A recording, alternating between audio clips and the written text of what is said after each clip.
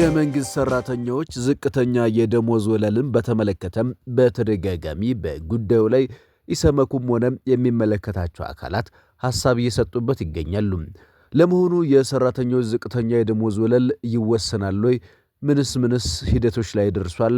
ግብር የሚጣልባቸው የመንግስት ሰራተኞች ደሞዝ ከ150 ሺህ ብር ጀምሮ እንዲሆን መጠየቁስ የሰራተኛ መነሻ ደሞዝ ወለል 8384 ብር እንዲሆን መጠየቁን እናነሳለን። ሰላም ጤና ይስጥልኝ የተወደዳችሁና የተከበራችሁ ውድ የቻናላችን ቤተሰቦች፣ ይህን ጉዳይ ወደ እናንተ እናደርሰዋለን። አብራችሁ እንድትቆዩ በአክብሮት እንጋብዛለን።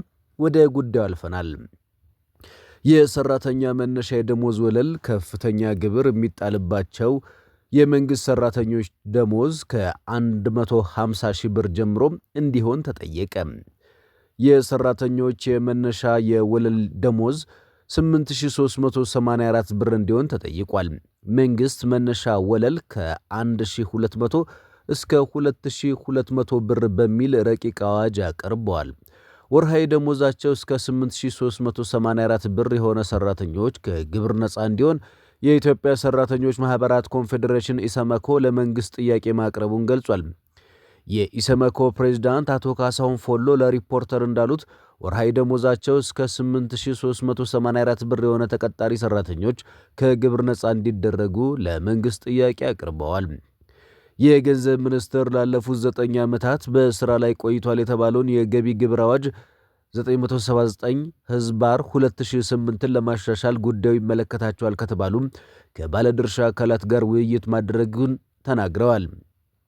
በዚህ ማሻሻያ ረቂቅ አዋጅ እስከ 2000 ብር የሚከፈላቸው ሰራተኞች ከግብር ነፃ እንዲሆኑ ተደርጓል። ኢሰመኮ እስከ 8384 ብር የሚከፈላቸው ተቀጣሪዎች ከግብር ነፃ እንዲሆኑም ለገንዘብ ሚኒስቴር ደብዳቤ ልኮ እንደጠየቀ አስታውቋል። አቶ ካሳውም በዓለም ባንክ መረጃ መሰረት ዕለታዊ ገቢው $3 በታች የሆነ ሰው ድሃ በመሆኑ የመንግስት የገቢ ግብር በዚህ ወለል ያሉ ተቀጣሪዎች ታሳቢ ሊያደርግ ይገባል ብሏል። በማናቸውም ቀጣሪ ተቋማት የሚሰሩ ሰራተኞች በወር ከ8384 ብር እስከ 22974 ብር ደሞዝ የሚያገኙ ሰራተኞች 10 በመቶ ግብር እንዲጣልባቸው መንግስትን መጠየቁ ኢሰመኮ ገልጿል። ከ22975 እስከ 44530 ወርሃዊ ግብር ደሞዝ ተከፋዮች የ15 በመቶ ከ44 እስከ 5331 እስከ 72336 ብር የሚከፈላቸው ደግሞ 20 በመቶ እንዲሁም ከ72337 እስከ 107449 ብር የ25 በመቶ ግብር እንዲጣልባቸው ኢሰመኮ 450 እስከ 150107 ብር የሚከፈላቸው ሰራተኞች 30 በመቶ ግብር እንዲሁም 150108 ብር የሚከፈላቸውና ከዛ በላይ የሆኑ ተቀጣሪ ሰራተኞች ደግሞ 35 በመቶ ግብር እንዲከፈላቸው ለመንግስት ባቀረቡት ደብዳቤ ኢሰመኮ መጠየቁን ገልጿል። አሁን በስራ ላይ ባለው የሰራተኛ ገቢ ግብር አዋጅ እስከ 600 ድረስ የሚከፈላቸው ሰራተኞች ከግብር ነፃ ሲሆኑም ከ10900 ብር ጀምሮ ደግሞ 35 በመቶ ግብር እንዲከፍሉ ይገደዳሉ። የገንዘብ ሚኒስቴር ከአንድ ሳምንት በፊት ለውይይት ይፋ ባደረገው የገቢ ግብር ማሻሻያ ረቂቅ 1200 ብር እና 1600 እንዲሁም 2000 ብር ወርሃዊ ደሞዝተኛ የግብር ነፃ ድንጋጌ መደረጉን አስታውቋል። የመንግስት ገቢ ግብር ማሻሻያው ሰራተኞች ያለባቸውን ወቅታዊ የኢኮኖሚ ሁኔታ ታሳቢ ያላደረገ እንደሆነ የተለያዩ የውይይቱ ተሳታፊ የሆኑ አካላት አስተያየታቸውን ሰጥተዋል። በተለይ በኢሰመኮ ተቋም ውስጥ በተሰጠው ጋዜጣዊ መግለጫ ከደሞዝ ጋር ተያይዞም ኢሰመኮ ሰራተኛው የኑሮ ውድነቱን ለማቋቋም እንዲችል የተቻለውን ጥረት አድርጓል ተብሏል። ይህ በቂ ነው የሚል ግምት የለንም። ጥያቄያችን ከደሞዝ የሚቆረጠውን የገቢ ግብር ብቻ ሳይሆን እንደ ሌሎች ሀገራት መነሻ የደሞዝ ወለል በሚል በየጊዜው ጥረት እያደረግን ነው ብለዋል። ይህን ለማድረግ ደግሞ የአሰሪና ሰራተኛ አዋጅ ላይ ቦርድ እንደሚቋቋም ወይም ደግሞ መቋቋም እንዳለበት አዋጁ ይደነግጋል።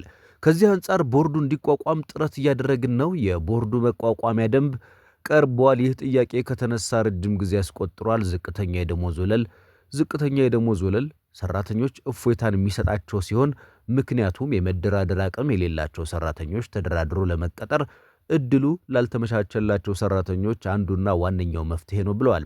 ይሄ ጉዳይ በቀጣይ ገፍተንበት የምንሄድ ይሆናል፣ የሚዲያ አካላትም ያግዙናል በማለት የሚዲያ አካላቱን እገዛ ጠይቀዋል። ኢንዱስትሪ ፓርክ የሚሰሩ ሰራተኞች የሚያኖር ደሞዝ ላይ ናቸው ማለት ደፍሮ መናገር አይቻልም ብለዋል።